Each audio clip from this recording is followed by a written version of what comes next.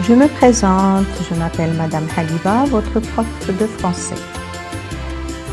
Abonnez-vous à ma chaîne, cliquez sur la clochette pour recevoir mes publications, mettez j'aime et partagez avec tout le monde. Vous ne regretterez pas.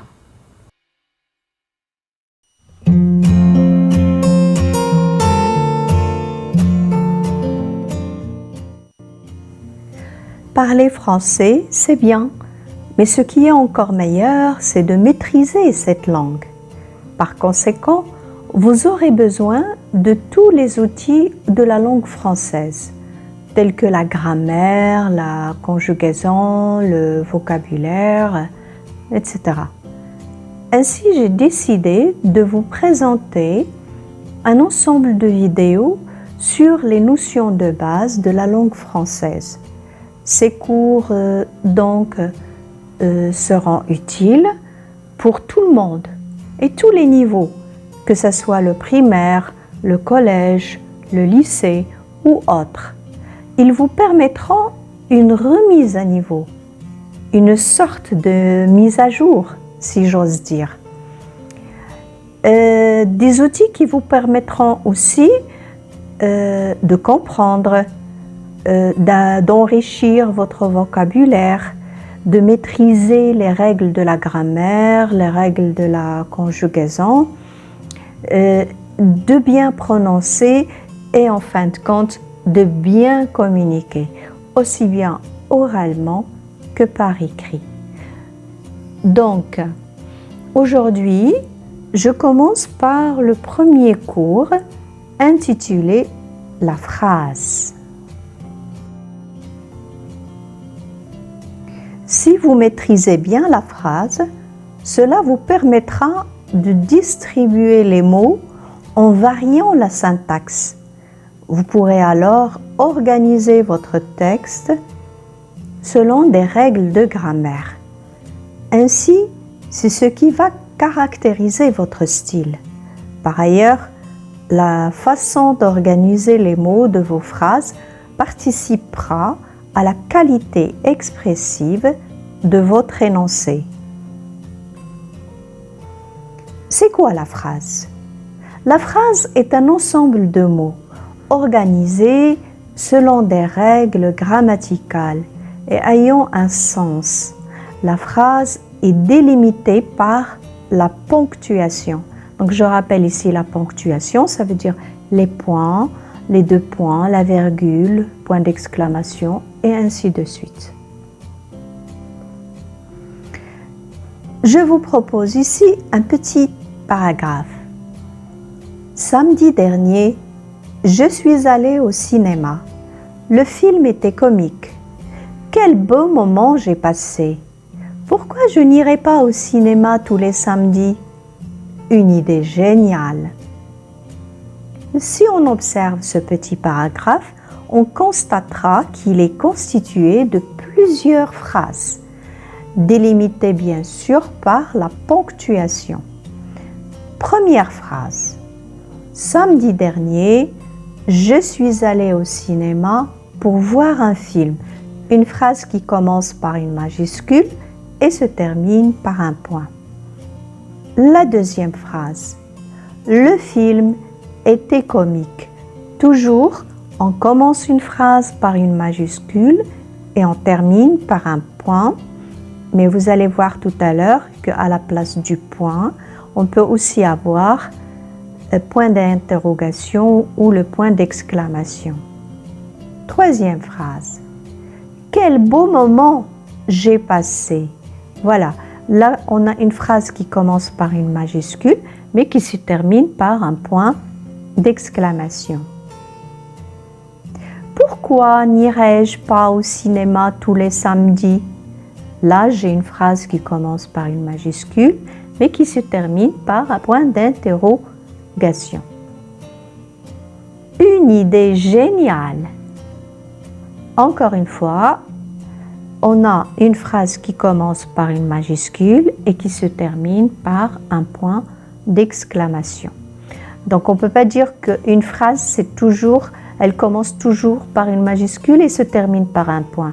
Non, elle peut se terminait par un point, ou bien un point d'exclamation, ou bien un point d'interrogation. On va essayer de voir ensemble quelle est la composition d'une phrase. De quoi se compose une phrase? Est-ce qu'elle est verbale ou non verbale?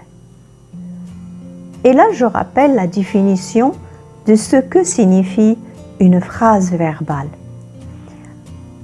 Alors, c'est une phrase qui comporte au moins un verbe. La première phrase qu'on a vue, c'était « Samedi dernier, je suis allée au cinéma pour voir un film ». Là, on a le complément placé avant, mais on peut le placer à la fin. On peut dire « Je suis allée au cinéma pour voir un film samedi dernier ».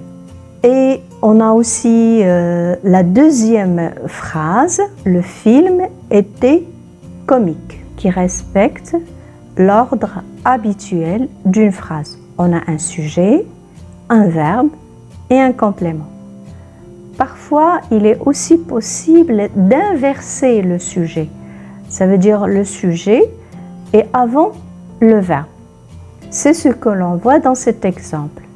Pourquoi n'irais-je pas au cinéma tous les samedis?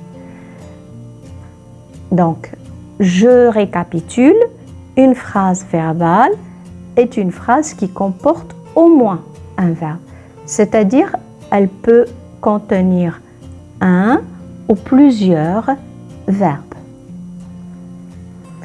Maintenant, qu'est-ce que c'est qu'une phrase non verbale? C'est une phrase où le verbe est absent. Ça veut dire on n'a pas de verbe. On dit que alors la phrase est nominale, ou bien adjectivale, ou bien adverbiale. Donc je récapitule.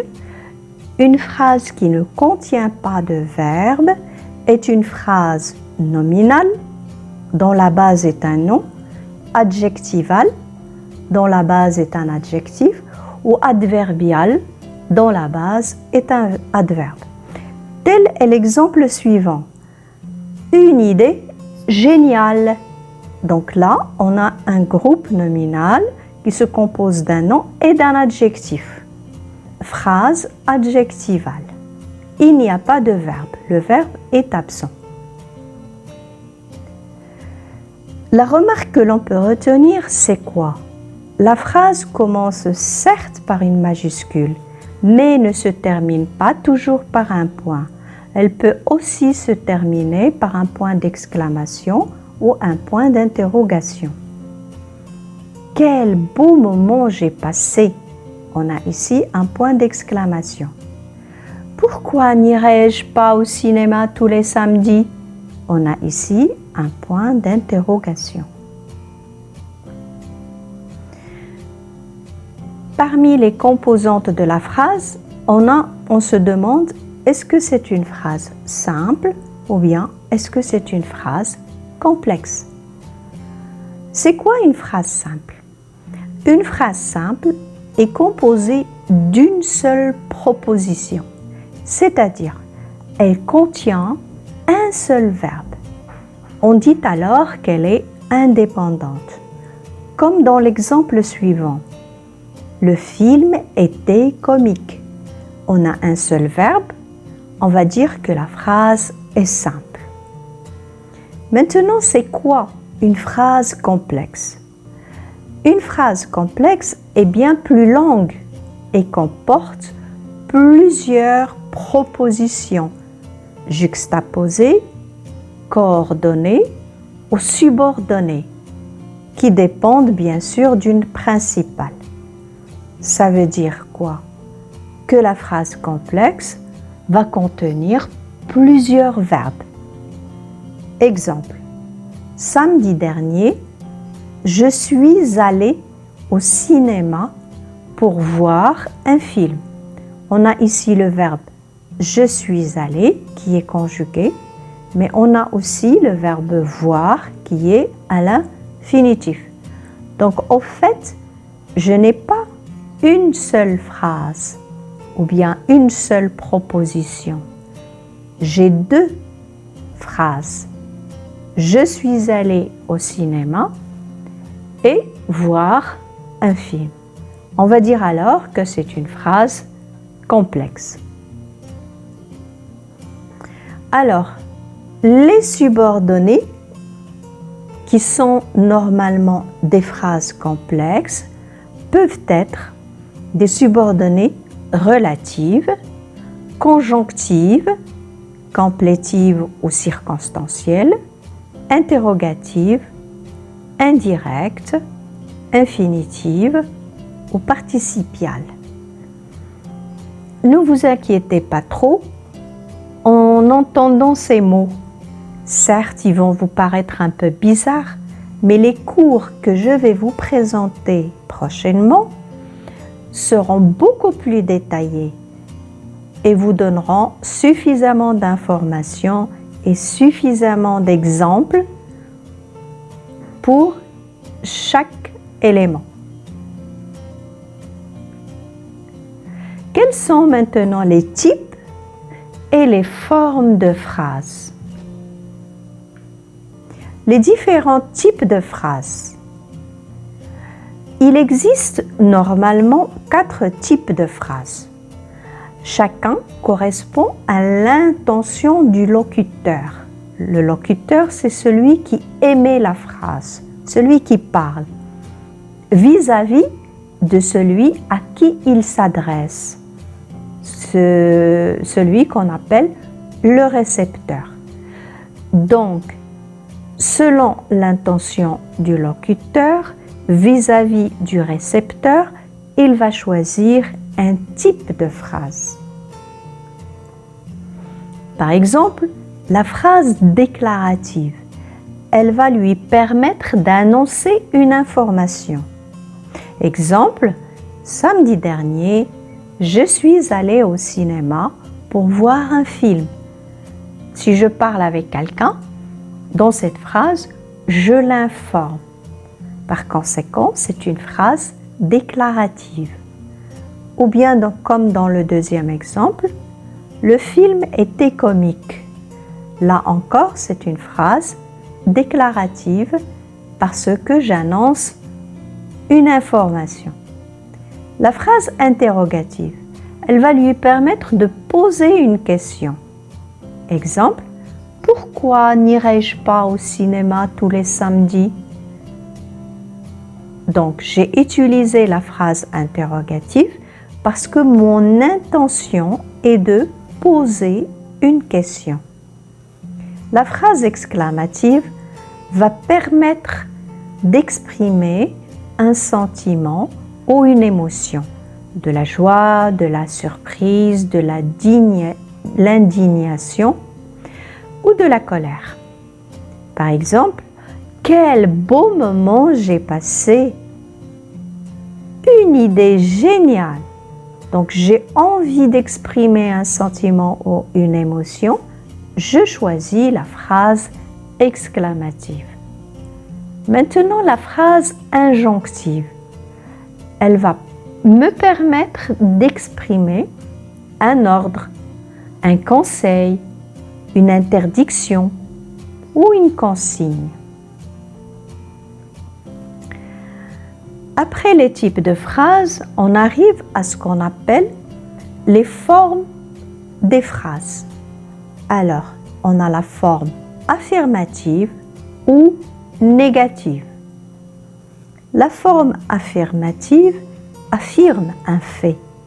La forme négative le nie. La forme négative comporte des adverbes négatifs, comme par exemple ne pas, ne jamais, ou alors des pronoms indéfinis, comme personne, ou alors rien. Les déterminants comme aucun ou nul. La conjonction de coordination ni. Exemple,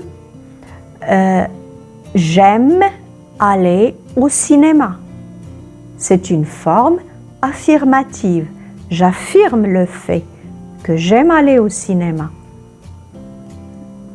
Je n'aime pas aller au cinéma. Là, la forme négative va nier. Je n'aime pas. J'ai utilisé les adverbes négatifs ne pas. À part la forme négative et affirmative, il y a aussi la forme emphatique ou neutre. Qu'est-ce que cela signifie? La forme emphatique sert à mettre en valeur un élément de la phrase en utilisant des formules comme voici, que, c'est, qui, etc. Exemple, c'est du sport que je voudrais faire. Ou en détachant un mot ou un groupe de mots qui peut être repris par un pronom. Exemple, ce parfum, elle l'aimait bien. Alors si je reprends la première phrase, c'est du sport que je voudrais faire. On a dit que c'est une phrase emphatique. Si je veux la rendre phrase neutre, je dirais « Je voudrais faire du sport ». Donc le mot mis en valeur ici, c'est du sport. Je l'ai mis au début en ajoutant « C'est du sport que je voudrais faire ». Voyons maintenant la deuxième phrase. Ce parfum, elle l'aimait bien. C'est une phrase emphatique. Si je veux la transformer en phrase neutre, je dirais « Elle aimait bien ce parfum ». Donc j'ai mis en valeur le mot « ce parfum » en le plaçant au début et en le reprenant à l'aide d'un pronom dans la suite. Elle l'aimait bien. Après avoir terminé la forme emphatique et la forme neutre, on va passer maintenant à la forme passive, active, personnelle, impersonnelle, pronominale. La remarque que je voudrais quand même faire avant, on parle souvent de la forme, mais parfois on parle aussi de la voix. On dit la forme passive ou la voix passive. Donc je tiens tout simplement à vous rappeler que c'est exactement la même chose. Donc selon la voix du verbe principal, donc quand on parle de la forme ou de la voix, elle est surtout liée au verbe dans la phrase, n'est-ce pas? Donc selon la voix du verbe principal, la phrase peut être active, passive, personnelle, impersonnelle ou pronominale. On peut utiliser la forme ou la voix active ou passive selon l'élément que l'on a l'intention de mettre en valeur au début de la phrase.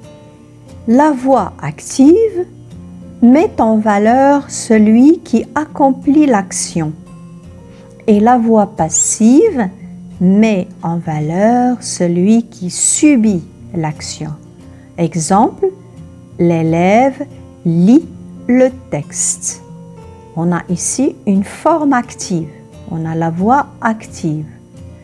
Donc, dans cette phrase, on met en valeur celui qui accomplit l'action, c'est-à-dire l'élève. Le texte est lu par l'élève. Vous voyez que là, je commence la phrase par le texte. C'est une forme passive dans laquelle je mets en valeur celui qui subit l'action, parce que l'action, elle est faite par l'élève. Mais je commence par le texte.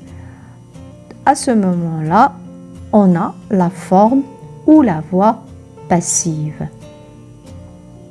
Alors, maintenant, les verbes à la forme personnelle se conjuguent à toutes les personnes.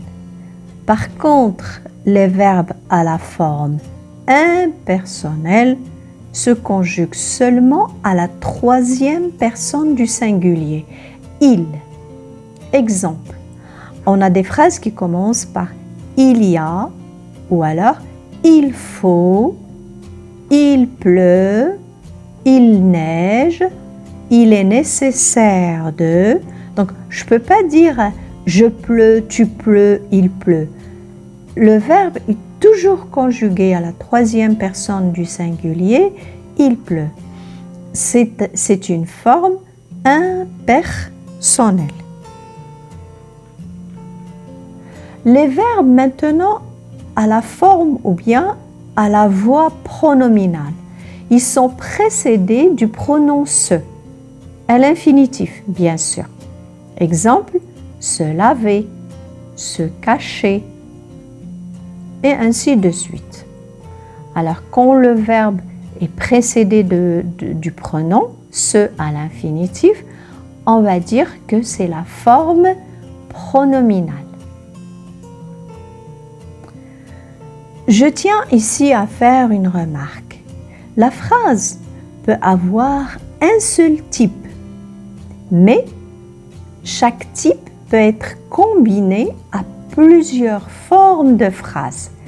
Ça veut dire que dans une phrase, j'ai un seul type, mais je peux avoir plusieurs formes ou bien plusieurs voix. Exemple, n'est-ce pas cet homme qui a été arrêté par la police? Regardez cette phrase, on a quel type? Voilà, on a le type interrogatif. Parce que je pose une question.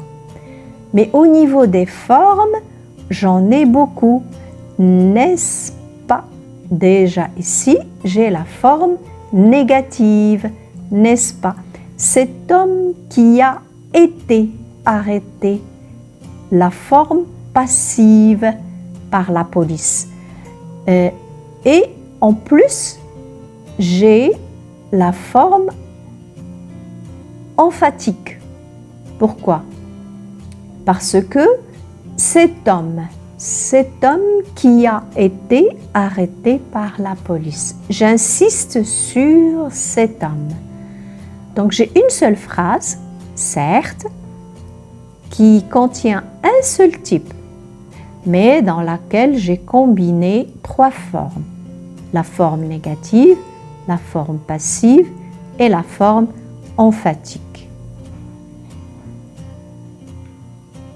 Maintenant, à partir des cours prochains, vous aurez pour chaque type et chaque forme des cours indépendants, mais cette fois-ci, bien sûr, avec plus de détails et avec plus d'exercices. Sur ce, je vous dis au revoir, mais ne ratez pas les cours prochains.